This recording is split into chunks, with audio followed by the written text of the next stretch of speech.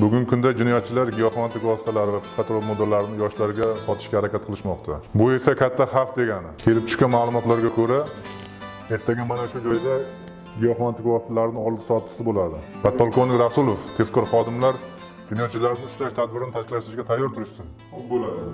Tunni kunga ulab, bahorni yozga, mashaqqat nimadur chekkanlar bilar. Ne uchun vatanni ona deyishdi, onadek vatanni sevganlar bilar. Ostonang muqaddas naqadar aziz, tunda mijja qoqmay turganlar bilar. Jonin fido qilgan o'g'lonlar haqqi, himoyang qalqoni farzandlar kelar. Yaratgan ne'mati yurtning tinchligin, yurtining tinchi yo'q go'dagi bilan.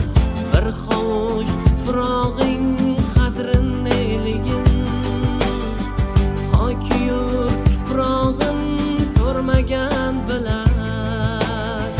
Yaratgan ne'mati yurtning tinchligin, yurtining tinchi yo'q go'dagi bilan.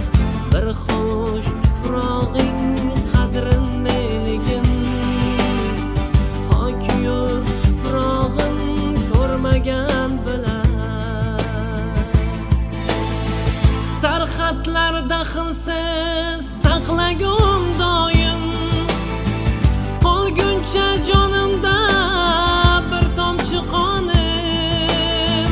Bojxonachi mardlar bo'lgan makonim, ey ona. Hujjatlaringizni tekshirib chiqdim, muammosi yo'q. Bojxona to'lovlarini amalga oshirib, yukingizni olib chiqib ketishingiz mumkin.